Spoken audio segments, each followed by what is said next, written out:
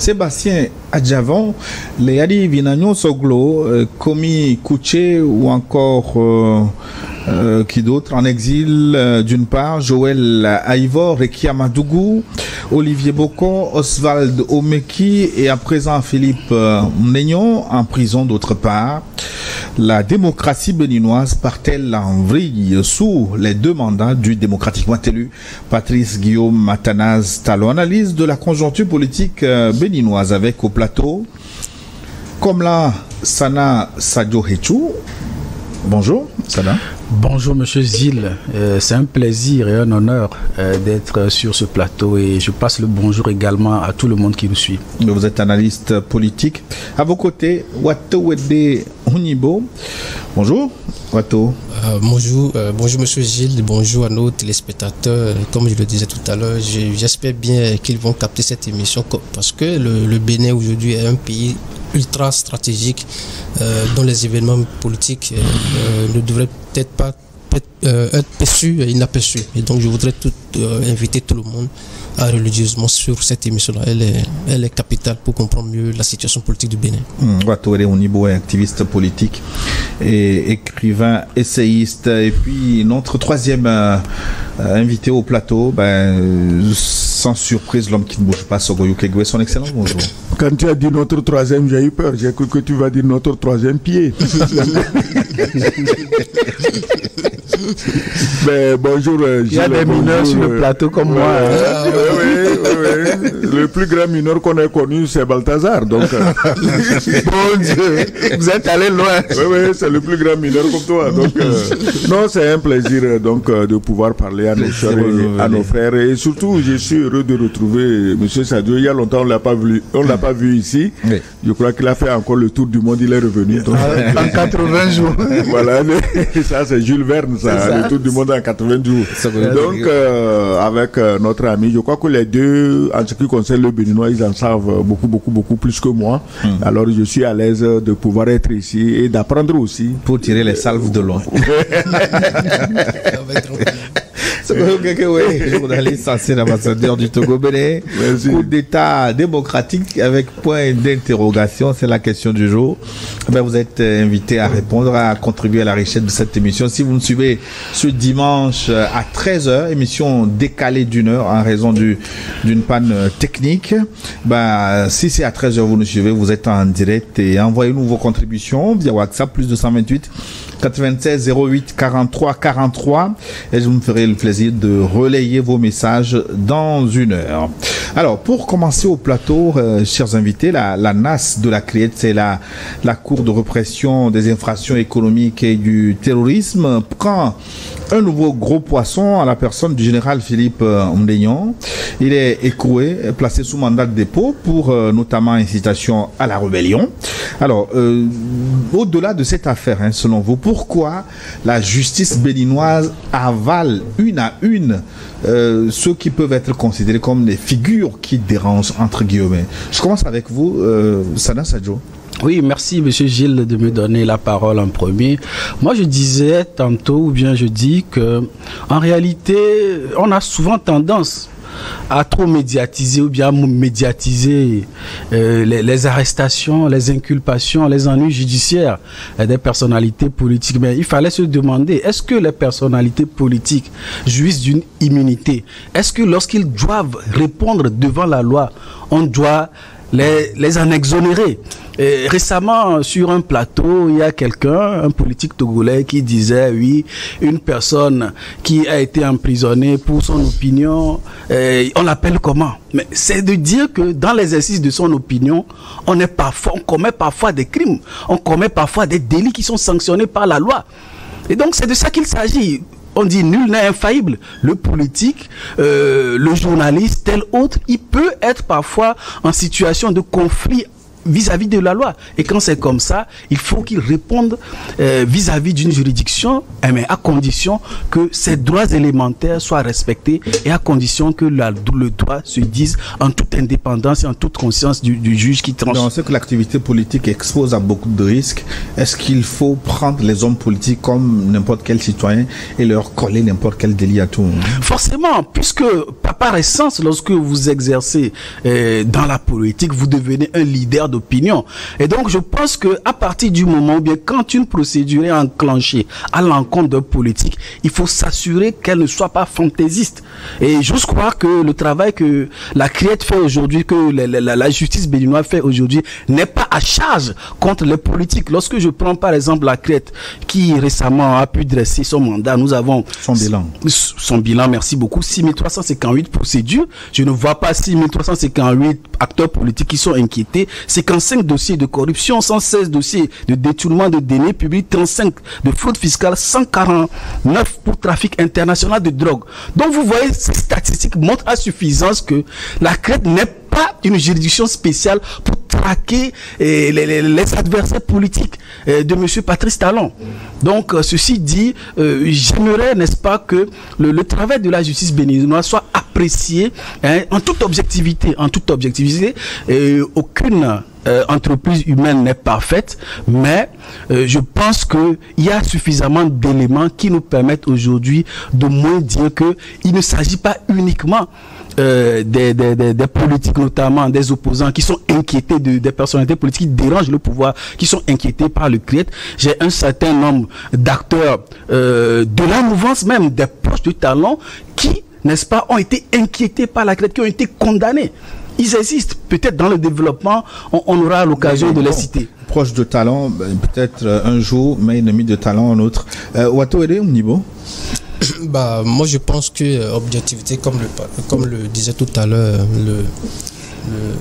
l'ami, il faut rester dans l'objectivité. C'est cette objectivité en réalité qui nous amène à comprendre que il faut revenir d'abord aux origines de la création de la CRIET. La CRIET a été créée comment? C'est à la suite ou au lendemain de l'affaire dite Adjavon, où Adjavon, au niveau du tribunal, des tribunaux ordinaires, avait été en réalité blanchi, ou avait été relaxé au bénéfice du doute. Oui. Et donc, là on était en 2017, je pense, fin 2017. En août, la CRIET a été créée en août 2018. La CRIET qui est créée en août 2018 se ressaisit de la même affaire qui a été déjà jugée au niveau du tribunal. La CRIET se saisit de cette affaire, tenez-vous bon, en octobre 2018, c'est-à-dire moins de 2 mois. Et c'est là les Béninois se sont dit, mais attends, qu'ils soient proches qu'ils soient partisans du pouvoir ou opposants, je ne sais plus trop quoi, les Béninois se sont dit, mais attends, comment ça pourrait s'expliquer? Comment on peut nous expliquer que la CRIET n'est pas une institution politico-judiciaire quand on suit bien cet événement, comment on appelle, d'Adjavon? Et donc, c'est là les considérations à l'égard de la CRIET ont commencé par baisser au niveau de la population. Et quelle justice on veut rendre, comment on appelle, on veut rendre quelle justice si les populations elles-mêmes qui seront en réalité les clientes en griffe de cette justice ne croient plus en la justice. Mais donc, parce qu'il faut préciser, il y a un principe de droit, une affaire qui a été vidée une fois par la justice ne peut pas revenir sans recours devant une autre juridiction. Mais miraculeusement, ça s'est passé au Bénin et c'est là l'origine de la CRIET. Ça, il faut le dire. Oui, peut-être avant de continuer plus loin, Sana, sur ce principe-là, est-ce que vous donnez raison à Wato? Je n'ai pas précisément les détails de l'affaire rejugée. Je ne vais pas me prononcer là-dessus par principe de prudence. Mais tout compte fait, moi, je fais remarquer que sur l'ensemble, la population des personnes qui ont eu à avoir à traiter avec les statistiques, avec la CRIET, il ne s'agit pas uniquement que des politiques. D'accord. Peut-être. Vous avez développé ce point de vue. On laisse d'accord suivre. Après ce péché originel entre guillemets, donc. Je partagerai tout à l'heure cet avis. Sauf qu'il y a des reculs en réalité qu'il faut prendre dans cette histoire-là. Et c'est pour ça que je dis il faut remonter d'abord aux origines de la création de la criette. Et quand on remonte aux origines de la création de la criette, on comprend aisément, avec objectivité. C'est là l'objectivité dont réclamait tout à l'heure mon cher ami. La criette a été créée, comme je l'ai expliqué tout à l'heure, au lendemain de l'affaire Adjavon, et qui a rejugé, comment on appelle cette affaire-là. Et donc les Béninois, au final, se sont dit, mais là, on ne peut plus croire en cette institution, en cette juridiction qui en réalité est une juridiction spéciale, comme l'indique même en réalité son nom. C'est une cour spéciale. Et donc, c'est là les considérations baissées à l'égard de la criette au niveau des populations. Et ce que moi, je voudrais dire réellement au niveau de cette criette, quand bien même je remonte un peu à ses origines, c'est que les juges qui sont à la criette, moi je ne sais pas si c'est une chance ou une malchance, je ne sais pas trop. Je suis passé devant ces juges vous avez été il y a cela un an, en décembre, je pense, 2023, où j'étais accusé d'injure, en greffe, je ne sais pas, tellement les trucs étaient mélangés à l'égard du président Patrice Talon, que je dis ici encore au plateau, je ne vais jamais me permettre d'insulter, d'injurier une institution de la République, je ne vais jamais le faire. Mais c'était des prétextes fallacieux qui m'avaient conduit là-bas. Mais arrivé là-bas, j'ai découvert de très brillants, comment on appelle, magistrats, que ce soit au niveau des juges, que ce soit au niveau du substitut du procureur qui était en charge de mon affaire, d'abord partant par le procureur spécial lui-même, Mario Metton, qui m'a reçu. J'ai compris que c'était des éléments de très brillants magistrats que le Bénin a au niveau de la criette. Sauf que ces juges, ces magistrats, sont aussi confrontés à une réalité qu'on a souvent tendance à ignorer quand on veut accuser la criette. La criette n'invente pas les lois. La criette suit, comment on appelle, des lois où la criette, en réalité, les juges de la criette donnent leurs décisions en vertu de la loi, au-delà de ce qu'on peut... Ils appliquent la loi en vigueur. C'est ça. On va y revenir, parce qu'il y a ce qu'on appelle l'intime conviction du juge. Et c'est pour ça que je disais tout à l'heure que c'est des gens qui suivent en réalité une procédure donnée. Et des lois ont été votées. Et les lois ont été votées la plupart du temps par les députés de Talon. Et pour mieux comprendre l'affaire, c'est qu'il faut d'abord retenir que quand le président Patrice Talon était venu au pouvoir, l'intention qu'ils ont affichée clairement, c'était de diriger par les lois.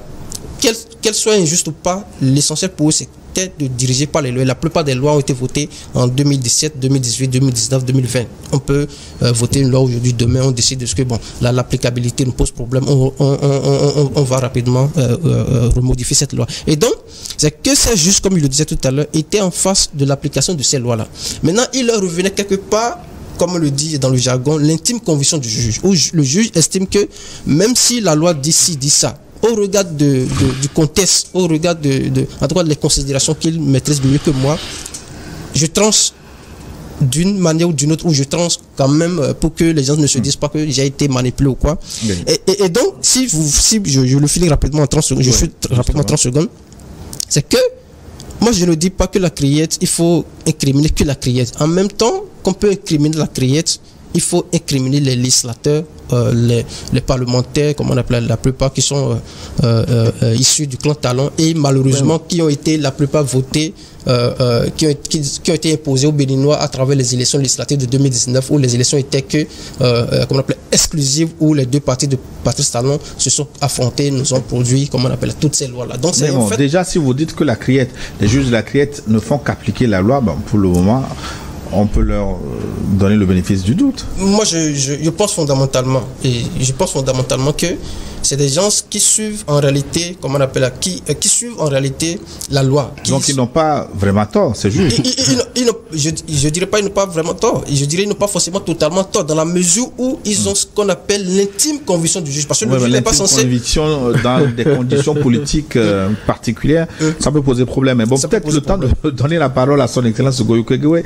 Excellence, ce qui est en jeu ici, c'est que certains ont l'impression que l'homme politique se sert de la justice pour gouverner. Mais c'est normal. Dans aucun pays, un homme politique ne laisse la justice au hasard faire ce qu'elle veut. Il faut suivre ce qui se passe aux États-Unis. Mais Trump est en train de changer disons, la tête de tout ce qui est le système judiciaire, c'est normal. Tu ne peux pas venir au pouvoir et gérer le pouvoir avec des juges qui sont contre toi. Ça, c'est... toi, tu ne le ferais pas, hein, Gilles. Mais le problème, c'est quoi? D'habitude, on se plaint de quoi? On dit que la justice, c'est comme un filet qui prend les petits poissons et qui laisse passer les gros. Mais la criette au moins fait l'exception. Hein. Elle prend de gros poissons, des cachalots, des mérous, des baleines bleues, elle prend tout. La criette prend tout. Mais le problème, c'est quoi? Depuis l'affaire de Haïvo, depuis l'affaire de Madougou, il vient de citer le cas de Ajavon, qui est parti. Ajavon, lui, excusez-moi, politiquement, c'était le chef des naïfs pour avoir refusé le soutien au candidat de Yahi Boni. Il ne lui arrive que ce qu'il a préparé lui-même. Parce qu'il est béninois, il connaît le Bénin, il connaît les individus. Mais comme il a joué au naïf, il va payer le prix de la naïveté. Il est en train de payer. Maintenant, le fils Soglo, quand même, Soglo, c'est un ancien président. Il est dans le pays, il n'a pas fui. Mais son fils a fui. Et l'ancien ministre tout-puissant des Finances, comme la Kouché, Komi Kouché, il a fui. Bon. Pourquoi on parle d'eux? Justement, c'est parce qu'ils sont des hommes politiques, ils ont des ambitions politiques. Et Yahi Boni est bien placé pour savoir que c'est une erreur fatale si tu rates ton ennemi politique. Vous nous avez dit plus de 6000 dossiers dans lesquels il y a les voleurs, les braqueurs, les détourneurs de deniers publics, c'est les plus dangereux. Hein. Les cybercriminels. C'est eux qu'on devait vraiment juger le plus rapidement parce que voler les deniers publics, c'est le principal problème que nos pays ont. Il faut les juger. Donc, il y a plus de 6000 personnes. Pourquoi c'est les noms des politiciens seulement qui sortent? Parce que le droit n'aurait pas été dit. Je prends l'exemple de Joël Haïvo. Récemment, il y a une institution de l'ONU qui a dit clairement un groupe de travail. Un groupe de travail. Bon, voilà. Donc, que tout ce qui a été dit sur Joël Haïvo est tout sauf du droit. Et donc, à demander que le professeur soit relaxé. Non, là, je n'ai pas besoin d'un groupe de travail de l'ONU. L'ONU, c'est un autre fouteur de merde. Parce que quand le président du Bénin, comme les présidents de tous les pays, sont obligés de gérer leur pays en tenant compte des impératifs sécuritaires, quand la sécurité est mise en danger, les pays sont mis en danger, l'ONU n'a jamais apporté de solution. Je vous l'ai déjà dit ici. Donc, ces amuseurs de galerie, il faut les laisser de côté. Mais ce que je veux dire, c'est qu'il faut éviter pour des raisons politiques de mettre les gens en prison. Voilà. C'est tout.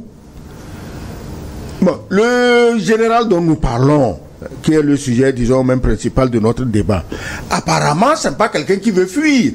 Bon, on a dit, on vient l'arrêter. Il a dit, écoutez, moi je suis là, si vous voulez me prendre, venez chez moi, me passer les menottes. Et on est allé l'arrêter. Un homme comme ça, pourquoi tu le mets en prison? Il n'est pas en train de fuir. Si tu veux le juger, on le met en résidence surveillée chez lui, et puis on le juge. Je ne crois pas que Haïvo voulait fuir. Je ne crois pas que Rekia voulait fuir. Mais à partir du moment où c'est des hommes et des femmes politiques, il faut éviter de les mettre en prison parce que le travail de tout dirigeant doit être comment on va évoluer graduellement vers l'apaisement. Mais bon, parce que demain, il y a la possibilité qu'on prenne la tangente également, parce que le cas de Patrice Talon lui-même, s'il n'avait pas c'est d'ailleurs, il aurait été mis en prison. Voilà, c'est d'ailleurs de ça qu'il s'inspire et il se montre impitoyable envers les autres. Mais lui, il voulait fuir. Mais non, je dis il voulait, il est parti. Il est parti parce qu'il voulait partir. Maintenant, je dis que le général Oundegno dit, on vient t'arrêter, il dit, je suis là. Est-ce qu'il veut fuir? Je ne crois pas. Est-ce que le professeur Haïvo voulait fuir? Je ne crois pas. Rekia Madougou, est-ce qu'elle voulait fuir? Je ne crois pas. Kouché, le ministre des Finances, le fils de Soglo, son papa, ancien président, vivant dans le pays. Soglo aurait pu être le garant de la présence de son fils. Il dit au président, mais écoutez, mon fils, il est là, le jour où vous voulez le prendre, venez, mais c'est pas la peine de l'exiler. Il faut éviter d'exiler les gens.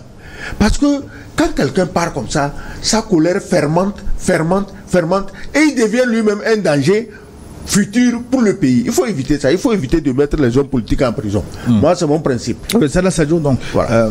Sur les chefs d'accusation qu'on colle aux uns aux autres, est-ce qu'il n'y a pas de problème, justement, quand je prends l'exemple de Joël Haïvo, que le groupe de travail donc de l'ONU a jugé injustement envoyé en prison, le cas du général Oundegno. Quand on prend tous ces éléments-là, est-ce qu'on ne peut pas apporter de l'eau au moulin de ceux qui pensent que la criette en fait un peu trop? Tout d'abord, il faut préciser, parce que à entendre les développements du doyen, on aurait tendance à penser que la criette est aux ordres de Patrice Talon. Notre ami l'a si bien dit, les magistrats de la criette sont là pour appliquer les textes qui ont été votés. On a cité ici un certain nombre d'acteurs. Vous parlez de Joël Aïvo, on va parler tout à l'heure du général Hundegno, c'est ça, oui. Mais j'aimerais quand même rappeler que il y avait l'ex-préfet du littoral, Tombola, qui a été inquiété par la criette pour bradage d'un domaine public qui est destiné à un projet touristique. Est-ce que c'était de l'acharnement politique contre sa personne? Il y avait, vous me laissez développer s'il vous plaît, il y avait Oussou Guédé. Laissez-moi développer, sinon ça risque pas d'être élégant, je sais bien le faire. Pour faux et usage de faux en écriture publique, c'était un proche du président Talon. Il y a Jean-Baptiste Hungé qui était dans une unité de la présidence et qui a été inculpé pour abus de fonction et corruption et complicité d'abus de fonction. Sans compter le cas de Thomas Agbeve, ancien directeur général de l'Agence nationale des transports terrestres. Tous, c'était des proches du Talon. Cela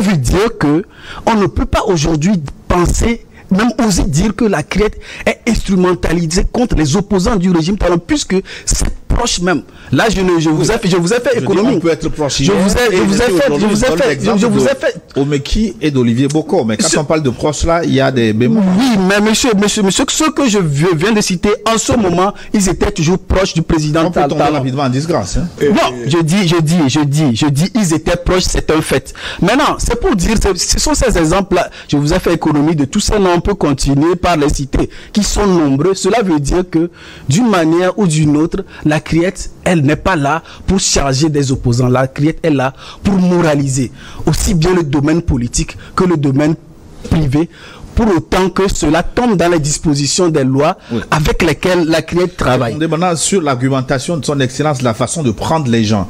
S'il vous plaît. Oui. Je n'ai pas dit que la criette est là pour faire la volonté du président. Je n'ai pas dit ça. D'accord. J'ai plutôt dit que la spécificité de la criette, c'est d'être une justice qui attrape aussi bien les gros poissons que les petits. D'accord. Donc c'est pas... Donc on se rejoint alors. Pas de clarification à apporter. C'est pas négatif. Maintenant, pour la façon dont on prend les prévenus, ils sont arrachés. Pour le général, on a dû escalader les murs pour aller le prendre très tôt le matin. Bon, d'autres ont été kidnappés ici à Lomé. La façon de prendre, est-ce que ça ne pose pas problème? Moi, ce que j'aimerais dire, c'est que concernant le cas de Steven Amoussou que vous venez de citer, c'est-à-dire les conditions dans lesquelles on est venu le chercher au Togo, on l'a ramené au Bénin, la justice béninoise a condamné ceux qui devaient être condamnés en fonction des lois béninoises. Et sur la manière dont on est allé chercher un certain nombre de personnes, je crois qu'il revient aux prévenus de faire usage de ces droits. S'il estime que ces droits ont été violés, il y a non seulement les juridictions béninoises et puis les juridictions internationales qui sont compétentes pour connaître de ces cas de violation des droits de tout un chacun. Mais, justement, on va marquer un arrêt sur le cas, le dernier général Philippe Hundegno qui a été pris et placé sous mandat de dépôt pour notamment incitation à la rébellion. Qu'est-ce qu'on lui reproche exactement? Comment a-t-il incité à la rébellion à Touré au niveau? C'est la situation du général Louis-Philippe Hundegno. Je dis bien la situation du général Louis-Philippe Hundegno. C'est la preuve la plus absolue de l'arbitraire qui a toujours existé depuis l'arrivée de M. Patrice Talon au Bénin. Et là, je peux vous rapidement, je peux mieux l'évoquer. Qu'est-ce qui a causé l'arrestation en réalité du général Louis-Philippe Hundegno, en tout cas selon ce qu'on nous raconte? Au lendemain des rumeurs faisant état de son arrestation, faisant état de ce que on voudrait l'arrêter d'ici là, il a donné une interview à des journaux, à des journalistes. Et dans cette interview, il disait très clairement que lui, il est comme une clou, où les opinions en réalité sont comme une clou. Quand vous tapez dessus, en réalité ça s'enfonce. vous les enfoncez davantage. Un clou. Ouais, un clou. Un clou, oui. Vous les enfoncez davantage. Et donc, il ne sert à rien de vouloir empêcher les gens d'opiner publiquement.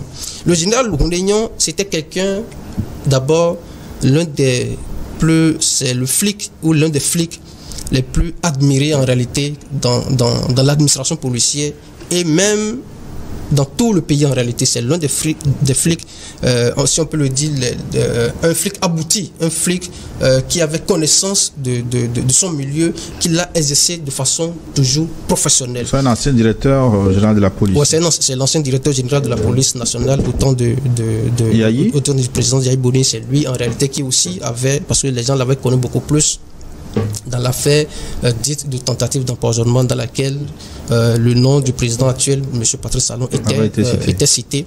Et donc, je pense que c'était depuis ces moments-là que les petits problèmes commençaient avec ce général. Et donc, quand il a été poussé à la retraite forcée, parce que c'est ça, on ne dit pas assez déjà, quand il a été poussé à la retraite forcée en janvier, je pense, en début de cette année 2024, il s'est dit, bon, là, je suis libre. Et aucun test de la République n'empêche quelqu'un de son rang, déjà à la retraite, d'opiner sur des questions politiques de son pays. Et c'est comme ça qu'il a commencé par opiner sans subjectivité, comment on appelle là, dans aucune forme de subjectivité.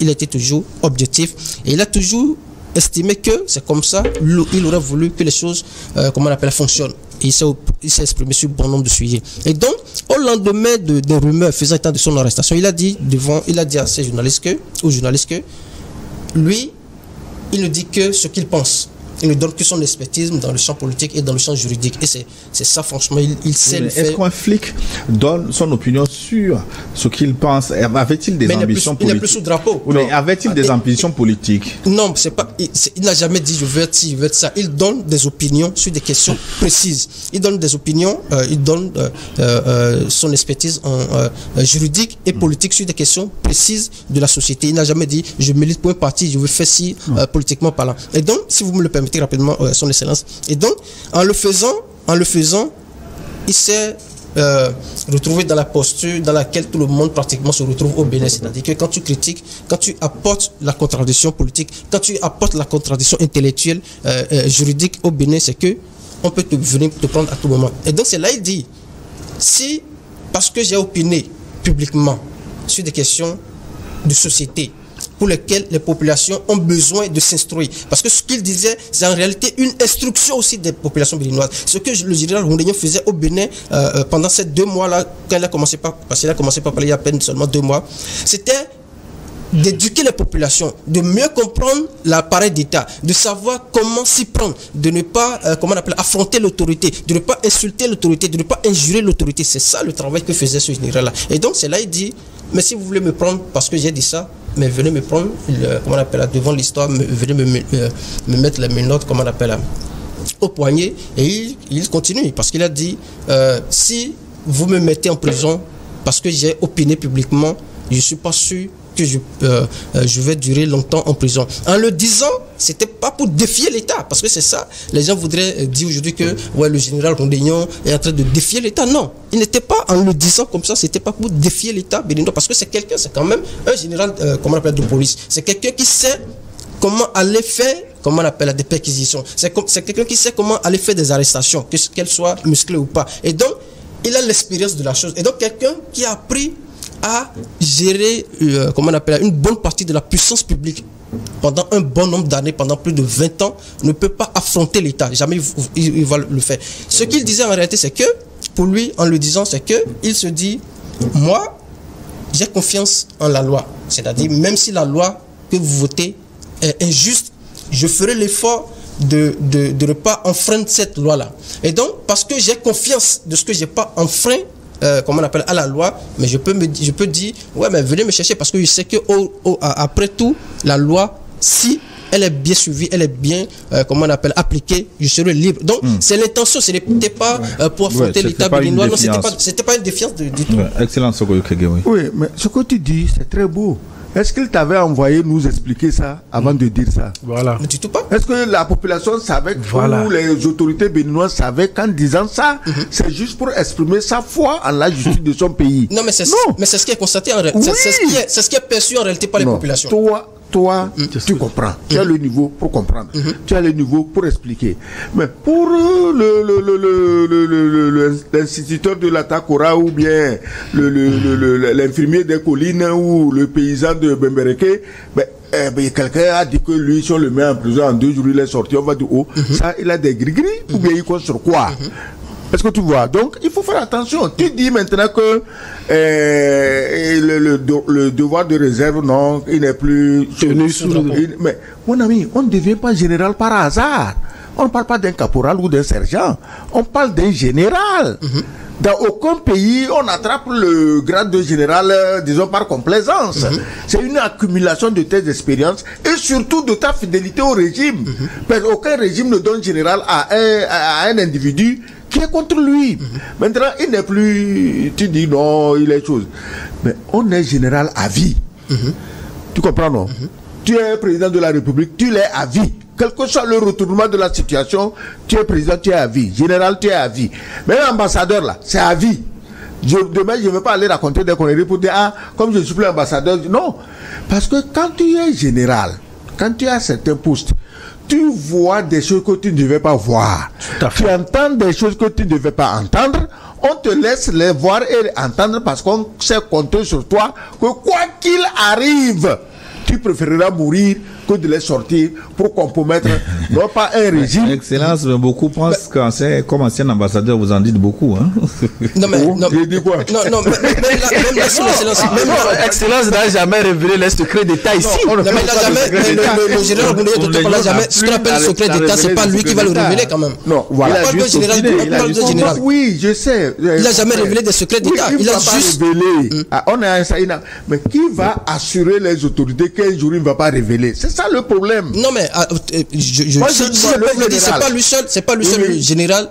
Comment on appelle là? D'abord, il y a des généraux au Bénin qui sont là actuellement à la retraite, mais qui sont au Parlement, qui sont comment on appelle, dans des institutions qui opinent sur la vie politique. Et donc, on ne peut pas lui empêcher. Ses amis bien, tous ces généraux là, ils sont au Parlement. On peut pas empêcher un citoyen qui n'est plus sous drapeau, parce que c'est ça, il faut préciser. Il n'est plus sous drapeau. Et les textes de la République lui donnent la possibilité d'opiner. J'ai déjà dit que je suis contre le principe de jeter des gens en prison et surtout le général dont nous parlons, il n'était pas un fuyard. On aurait pu trouver une solution, on va le juger, il n'y a pas de problème, il est au pays. Donc il faut éviter systématiquement d'envoyer des gens en prison, ça je te l'ai dit. Pour des délits en griffe d'opinion. Ou d'opinion, et ça je l'ai dit. Mais le général aussi, tu es général, ça fait peur. Quand on dit général, les gens disent, donc tu as ton pouvoir. Il a fait des déclarations qui sont malheureuses. Là où moi je suis là, je vais dire, comme lesquelles par exemple? On va m'amener en prison, je ne vais pas faire 2 jours là-bas. Est-ce que je suis l'ami du procureur ou du régisseur de la prison ou bien du président de la République? Peut-être. Moi, je pense que si ce n'était que ça l'affaire, on aurait pu lui poser la question tranquillement. Après garde à vue, bon, peut-être on comprendrait mieux. Sana Sadio, vous vouliez réaliser sur la... Oui, en fait, moi je ne suis pas personnellement contre. De toute façon, est-ce que mon avis compte dans cette situation? Le fait qu'une personne qui a occupé un rang élevé au sein des forces de défense et de sécurité d'un pays puisse à un moment donner son opinion et après il revient à tout un chacun de juger.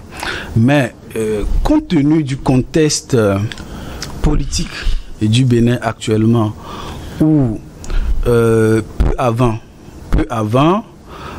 une personnalité, notamment ce général, qui dit sur la place publique qu'il avait été approché par des gens pour commettre un coup d'État. Il a dit ça. Peu de temps après, il y a cette affaire Olivier Boko, Oswald Homeki qui survient.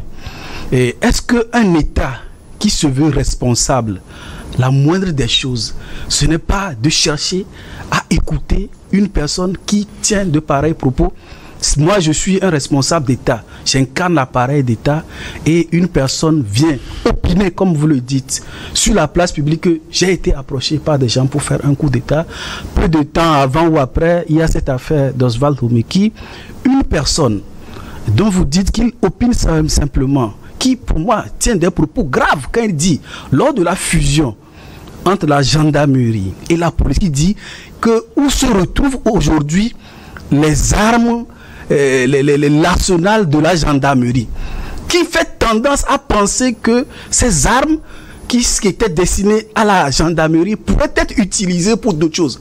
Nous sommes au Togo, mais nous suivons tous ces faits. Et ces propos sont aujourd'hui sur YouTube. N'importe qui peut les consulter. Mais comment est-ce qu'un responsable d'État sérieux peut percevoir de tels propos? Est-ce que ce genre de choses ne touche pas le moral des troupes? Ce genre de choses, dire que la fusion, dans la fusion là, il y avait des armes qui étaient destinées à la gendarmerie. Elles se retrouvent où? Où on donne l'impression aux citoyens que ces armes-là pourraient servir à autre chose que la défense et la sécurité des populations et du territoire béninois. Et enfin, mais quant aux responsables, qui vous dites a été général, mais moi j'aurais appris qu'il a été déchu de son grade de général parce que ses collègues auraient porté plainte parce que les conditions dans lesquelles il a obtenu le grade de général ne respectaient pas les tests. Donc c'est des informations que j'ai reçues. Mais ceci dit, une personne qui dit si on veut me chercher, on n'a qu'à me chercher. J'ai des gens autour de moi qui vont réagir. Ce n'est pas... Donc je crois, vous avez dit pire, j'assume mes propos à 100%. Vous avez dit pire ici. Vous avez dit pire, ne me coupez pas s'il vous plaît mon ami. J'assume mes propos. Parce que vous ne pouvez pas inventer. Monsieur, vous en avez inventé. Moi je me suis dit, sois élégant dans ce débat-là. Je sais que la criette vous avait déjà inquiété. Essayez d'être objectif comme on l'a dit. Je ne le prenais pas personnellement. Je dis j'affirme simplement. J'affirme simplement des choses. J'affirme des choses qui sont factuelles qu'on peut prouver. Ce que je dis, c'est vérifiable sur YouTube. Vous inventez des histoires de... Je pense que vous en avez inventé plus que moi. Je pense qu'on ne va pas... J'assume mes propos à 100%. J'assume mes propos à 100%. J'ai l'impression que mon ami, il ne se sent plus dans sa peau parce que peut-être il se courait dans une messe pour venir prêcher. Nous sommes dans un débat contradictoire. Il faut accepter le principe là. Soyez élégant quand je prends la parole. Soyez élégant quand je prends la parole. Sinon, ça va s'embrouiller. Non, c'est moi qui assure la parole. Tout à fait. Tout à fait. Donc, ce que je dis, voilà, une personne qui dit avoir été approchée par des gens pour faire un coup d'État. Subitement, il y a l'affaire d'Olivier Bokor qui survient. Oui, ça vous avez tout État responsable va chercher à écouter cette personne-là. Ça, c'est de un. De deux, une personne qui dit que lors de la fusion, gendarmerie, police des armes, tout ça là, ce sont des éléments où toute juridiction va vouloir chercher à en savoir plus. Et aujourd'hui, j'aimerais que les uns et les autres soient sereins. À l'étape de la procédure, l'intéressé, il n'a pas encore été condamné. Donc, jusqu'à preuve du contraire, il reste innocent. Mais je pense qu'au vu des éléments que lui-même, il a eu à développer, c'est normal qu'une procédure pareille puisse être enclenchée contre lui pour qu'on puisse en savoir plus pour déterminer les responsabilités. Ce que je voulais dire à notre frère, il dit qu'il n'est plus général parce que ses collègues aussi se sont coalisés. Non, il paraît qu'on lui a relevé ce grade-là. Mon frère, tu sais, la jalousie, l'envie. Mais quand on l'a nommé, pourquoi ils n'ont pas dit ça? C'est parce qu'aujourd'hui, il a des problèmes qui sont... Mais c'est des lâches. Ils n'ont pas dit quand on l'a nommé, ils l'ont dit quand il y a un nouveau régime qui est apparu. Là où tu es là, tu n'es pas général, tu es civil. Mais si aujourd'hui le bruit court dans le quartier qu'on veut te nommer ministre, tu vas voir ce que tes propres amis vont dire sur toi. Mais c'est ce qui est arrivé. Voilà. Donc laisse de côté ces collègues qui ont dit que... Il paraît que ça ne respectait pas des textes. Il va falloir qu'on retrouve ces tests-là pour savoir si c'est avéré ou bien c'est un acharnement politique. Moi j'aurais voulu que jaloux, envieux. Moi j'aurais voulu que ce soit vous qui nous apportiez les tests pour qu'on apprécie. Vous avez dit beaucoup de choses sans les tests ici. Vous avez dit beaucoup sans les tests. Donc sur une minute pour que je puisse apporter certaines contradictions parce que non, là, vous allez je peux pas quand même, je peux pas, on est sur un débat contradictoire. On est sur un plateau très sérieux où on peut pas quand même accepter qu'on affirme des choses qu'on n'a pas, qu'on n'a pas sous la main. J'ai entendu tout à l'heure mon cher ami dire que Tobola était inquiété. Tobola est où actuellement? J'ai entendu tout à l'heure. Il n'a pas purgé sa peine? quelle peine? Quand savez-vous? C'est vous qui réclamez l'électeur de la prise de parole. Bon, il m'a contaminé. Donc il faut se décontaminer. On va se décontaminer tout à l'heure. Vous parlez de Touboula. Vous parlez de Touboula. Touboula est où actuellement? S'il vous plaît, disons-nous, c'était moi je ne suis pas là pour venir, je suis pas là pour parler de Touboula, je ne sais pas quoi. Vous avez parlé tout à l'heure de Oussou Guédé. Il y a tellement de gens qui ont été impliqués dans les affaires dont vous parlez. Ils sont à l'aile libre actuellement au Bénin. Je ne veux pas évoquer le cas. On est là pour opiner sur le cas de ce général Louis-Philippe Bondegno qui a été arrêté. En fait, je vais vous expliquer quelque chose. Le général, en réalité, au Bénin, ce général Louis-Philippe Bondegno, je le dis, je le répète, c'est le flic. Je ne dirais pas, mais il s'appelait Jacques Bauer, c'était pas... Il arrive à détecter le matériel radioactif juste avec ses yeux.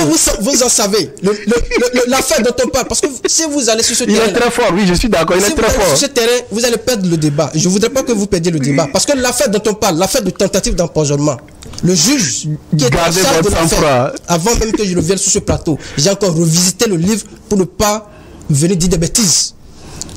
L'affaire dont vous parlez, où le général dont on parle, Louis-Philippe Bondegno, qui était en réalité le policier qui était en charge de l'affaire, mais à aucun moment il a failli. Ce que le juge lui a reproché, qu'il avait fait intrusion dans l'instruction, comment on appelle, du dossier. C'était tout ce que le juge lui a reproché. En tout cas, c'est ce que le juge lui a reproché dans le document. Mais tout ce que le général Louis-Philippe Bondegno a dit publiquement dans l'affaire de tentative d'empoisonnement, le juge les a encore martelés dans son ouvrage qui est disponible pour tout le monde. Le juge a expliqué que les faits étaient réels. Les trois qui étaient concernés, Zouberat Koura, la nièce du président Yahi Boni, le ministre, l'ancien ministre de Yahi Boni, Moungaïdou Soumanou, qui avait amené les produits radio, en tout cas en griffe radioactif, parce que moi je suis pas, je suis pas du domaine. Et le médecin Ibrahim Mama Sissé, mais tous ces gens-là sont passés aux aveux. Ils ont affirmé que ils ont été démarchés pour pouvoir faire... On ne va pas refaire ce procès. On ne va pas faire le procès, c'est clair. Mais quand vous nous dites qu'il a montré... Non, mais il a montré publiquement, en réalité, il a fait ce qu'il devrait faire. C'était un policier, c'est pas lui qui juge une affaire, comment on appelle, pénale. Il a juste constaté, il a fait ce qu'il doit faire, et puis il a rendu compte. Et le juge en charge du dossier n'a pas dit qu'il a fait le contraire. Il lui a tout simplement reproché dans son ouvrage qu'il a fait intrusion dans le dossier et qu'ils ont sous-médiatisé le dossier. Et c'est en réalité l'une comment on appelle des erreurs qu'on pourrait dire qu'ils ont commises en ce moment-là, qui est que ils ont tellement sous-médiatisé l'affaire où le président Patrice Talon, qui est là maintenant, qui était homme d'affaires, était devenu pratiquement une victime. Mais quand on lit l'ouvrage du juge, en réalité, le président Patrice Talon n'était pas la victime. On ne va pas s'étendre sur ce dossier. Mais il nous reste environ 5 minutes. Moi, je voudrais, avant la pause... je t'avais dit qu'aujourd'hui, je suis à l'aise parce que je suis avec des gens qui maîtrisent le dossier. Oui. Donc, moi, maintenant, je vous pose une question, vous réagissez chacun, on va à la pause. Mais comment vous expliquez, comment on va dire, ce climat délétère, parce que ça fait quand même beaucoup, le nombre d'hommes politiques envoyés en prison ou en exil. C'est quoi le problème au Bénin? Ce sont les velléités de troisième mandat ou la rigueur dans la gouvernance? C'est quoi? Qu'est-ce qui amène le problème là-bas au Bénin? Mais qu'est-ce qui amène le problème? On ne va pas spéculer. Troisième mandat. Si le président actuel veut son troisième mandat, il n'a pas besoin de mettre la moitié de la République en prison avant de faire le troisième mandat. Donc moi, je ne crois pas que ceci arrive à cause du éventuel troisième mandat. Au contraire, s'il veut le troisième mandat, tous ces gens qu'on est en train d'embastiller, il vaut mieux voir comment on peut s'entendre avec eux et avancer. Tu ne peux pas vouloir... Parce que, eu égard à l'histoire électorale, là-bas, on n'a pas beaucoup laissé les adversaires politiques compétir. Hein. Oui, mais dans les pays où on laisse les adversaires politiques compétir, ça change quoi? Ça ne change rien. Donc, le président du Bénin est là. Il gère son pays. Il n'a dit... Jusqu'ici, jusqu'à l'heure où nous parlons, il n'a dit à personne que je veux un troisième mandat. On le soupçonne de vouloir tout à fait un troisième mandat. Sa vice-présidente l'a au moins dit. Oui, la vice-présidente, c'est pas lui. Donc, tous ces proches l'ont quand même dit, ou le disent. Si c'est à des faits alimentaires, il n'y a pas de problème. Ce n'est pas ce que le porte-parole du gouvernement dit. Que j'ai reçu ici, j'ai eu il n'a jamais dit ça, lui, par contre. Est-ce qu'il a dit ça? Jamais. Il y a 2 semaines, il a fait une sortie là-dessus. Et je crois que c'est... Je crois qu'il faut qu'on essaie de prêter des intentions aux gens. Parce qu'on voit ça trop en Afrique, dans nos pays. Quelqu'un là, il n'a rien dit. Et puis on lui dit non, que c'est comme ça qu'il est en train de penser. Ah non, c'est comme ça qu'il veut faire. Non. non. Il faut qu'on arrête ça. On a des gens, on a des pays où les gens sont extrêmement bien instruits, versés dans le droit, l'économie, la chose. Bon, donc moi je crois qu'il faut le bénéfice du doute à Talon. S'il veut encore être candidat pour un 3e mandat, les autres l'ont été. Ils n'ont pas enfermé des gens. Ils n'ont pas pris des gens, celui-là, on les met en prison, celui-là, ils n'ont pas, Talon n'a pas, il a tellement d'argent selon ce qu'on m'a dit, il peut les acheter tous. Tout le monde a son prix. Alors, Sana Sadio. Non, moi, je suis dans la ligne droite de ce que le doyen Kegewe vient de dire. Tout ce qui se raconte aujourd'hui, ce n'est qu'un procès d'intention. Rappelez-vous, parce que je dis ici, nous sommes là pour parler des choses de manière objective. Et quand on est dans l'analyse, on dit qu'on est dans l'analyse, mais depuis que la République béninoise existe, qui est ce président qui a fait inscrire dans la Constitution que nul ne peut dans sa vie faire plus de 2 mandats? C'est quel président? C'est le président Patrice Talon. Il faut lui reconnaître ça. Donc tout ce qui se raconte là, ce n'est qu'une vue de l'esprit. Ce n'est que peut-être une manipulation pour lui coller des intentions. Mais déjà, ceux qui racontent ça, je pense qu'ils ne sont pas sains d'esprit parce que les dispositions sont claires. Et je ne pense pas à la date d'aujourd'hui qu'il y ait une initiative portant à une révision constitutionnelle pour faire avancer la thèse du mandat zéro. Donc, à la date d'aujourd'hui, cette affaire de 3e mandat, c'est une pure spéculation. C'est l'œuvre des esprits malveillants. Et le gars, le monsieur, nous aurons l'occasion de le dire, de l'apprécier en 2026, s'il sera candidat ou pas. Mais à la date d'aujourd'hui, la Constitution béninoise le permet et il a martelé. Et pas plus tard que 2 semaines, il y a le porte-parole du gouvernement qui l'a encore répété, ne cesse de le répéter. Watoure, 1 minute. Si. Ben, si vous me le permettez, j'ai l'impression, et de façon amicale, parce que moi j'aime beaucoup plus être amical, j'ai l'impression que mon cher ami ne maîtrise pas trop le Bénin, ou n'a pas cherché à connaître le Bénin avant qu'on ne soit ici ce matin. La condition que je suis pas Bénin. J'en viens. Je fais partie de ces activistes au Bénin. L'élégant là, je risque de l'envoyer à la criette. Mes vidéos sont encore disponibles sur TikTok où j'ai dit, déjà depuis mars 2024, que c'est le président de la République qui a martelé dans la Constitution que les vidéos sont encore disponibles, que nul de sa vie, quelqu'un, comment on appelle, un ancien président ne peut briguer encore à la magistrature, comment on appelle, la suprême. Ça c'est louable, parce que avant, c'est une disposition qui était objet de débat, de polémique, où on interprétait à gauche et à droite. Et c'est pour ça d'ailleurs, en mars 2024, j'ai rappelé aux uns et aux autres de ne pas aller sur ce terrain avec le président Patrice Talon, parce qu'on risque de ne pas comprendre réellement les enjeux de 2026. Parce que pour moi, il a déjà martelé, il a insisté dans la Constitution que nul de sa vie plus de 2 fois. Mais attention, attention et attention. En mars, toujours mars, 1er mars 2024, fin de mandat, parce qu'on est mars 2024, c'est 2 ans de la fin du mandat. Les gens, ils initient encore un projet de révision, ils ont appelé ça proposition de révision de constitution. Mais c'est là les Béninois se sont dit, mais attends, révision pour en faire quoi?